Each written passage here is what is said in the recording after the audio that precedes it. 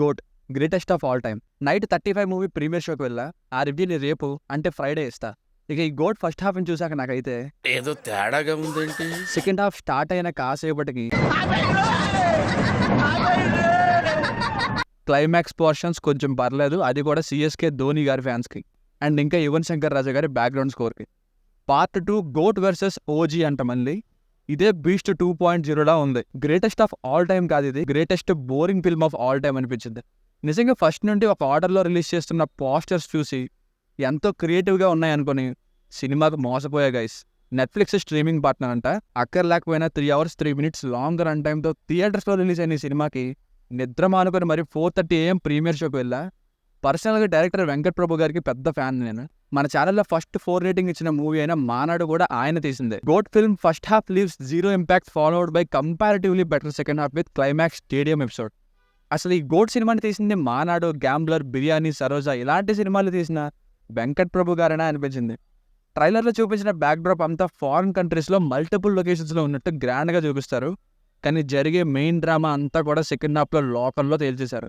ఇద్దరు విజయ్ క్యారెక్టర్స్ని పెట్టి డైరెక్టర్ అట్లీ గారు ఎలా యూటిలైజ్ చేసుకుంటారు ఆయన రోల్స్ని, బట్ ఇక్కడ అది క్లియర్లీ మిస్సింగ్. కొన్ని క్యామియోస్ కూడా ఉన్నాయి సెకండ్ హాఫ్లో.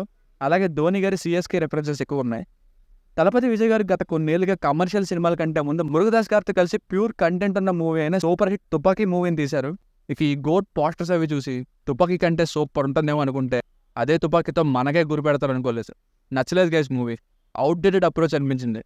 ఫస్ట్ హాఫ్ అయితే ఎటువంటి ఎక్సైటింగ్ మూమెంట్స్, లాజిక్స్ అస్సలు లేకుండా లెంతీ రన్ టైంతో చిన్న విషయాలు కూడా ఎక్కువసేపు తీసుకుని పెద్ద పెద్ద రన్ టైంతో చెప్తారు. ఒక్క ఫైట్స్ బాగుంటాయి అంతే ఫస్ట్ హాఫ్లో. ఇక సెకండ్ హాఫ్ అయితే మధ్యలో పర్లేదు, better than first half, but ఇది కూడా అంతే. సినిమాలోని మెయిన్ విజయ్ రోల్ని పక్కన పెట్టేసి ఇంకో విజయ్ని బలవంతంగా హైలైట్ చేయడానికి ట్రై చేస్తారు సెకండ్ హాఫ్లో. ఈ సెకండ్ హాఫ్లో సాంగ్స్ ప్లేస్మెంట్ ఉంటుంది, ఇక్కడ సాంగ్ అవసరమా అనిపిస్తుంది. ఇంకా గట్టిగా మాట్లాడితే హాలీవుడ్ ఫిల్మ్స్ అయినా జెమినీ మ్యాన్, మిషన్ ఇంపాసిబుల్, ఇంకా బాలీవుడ్ డూమ్ 2 ఇలా మల్టిపుల్ మూవీ రిఫరెన్సెస్తో ఉంటుంది. వెంకట్ ప్రభు గారి థాట్ క్లైమాక్స్ పోర్షన్ ఒక్కటి చూస్తే అర్థమవుతుంది, బట్ ఎందుకు ఇలా తీసారో తెలియలేదు. క్యాపబిలిటీ ఉంది కూడా. ఇక్కడ చూపిస్తున్న ఈ బెంచ్గా తక్కువగా అమ్మేయాలనుకుంటున్నారంట తెలిసిన వాళ్ళు. ఇవే డీటెయిల్స్. ఎవరికైనా కావాలంటే ఇన్స్టాకి మెసేజ్ చేయండి. పెయిడ్ ప్రమోషన్ ఏం కాదు, జస్ట్ ఇన్ఫార్మింగ్ అంతే.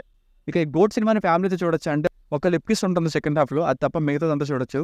స్పాయిలర్స్ లేని బేసిక్ స్టోరీ లైన్ ఏంటంటే ఒక పర్పస్ మీద ఫ్యామిలీని తీసుకుని థాయిలాండ్కి వెళ్ళిన హీరోకి ఏం జరిగింది, అసలు హీరో ఎవరు, థాయిలాండ్ ఎందుకు వెళ్ళారు, ఏం జరిగింది అన్నదే స్టోరీ.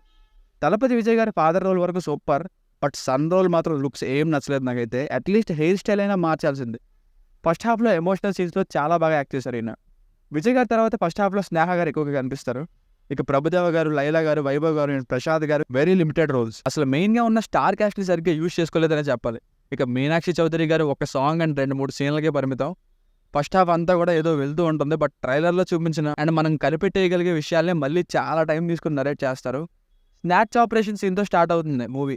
ఇక అక్కడి నుండి నరేషన్ ఏదైతే ఉందో మొత్తం లాజిక్లెస్ అండ్ ఫోర్స్డ్గానే ఉంటుంది.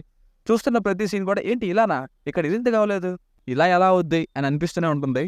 సెకండ్ హాఫ్ కొంచెం పర్లేదు 1-to-1 పేస్ ఆఫ్ సీన్స్ వరకు.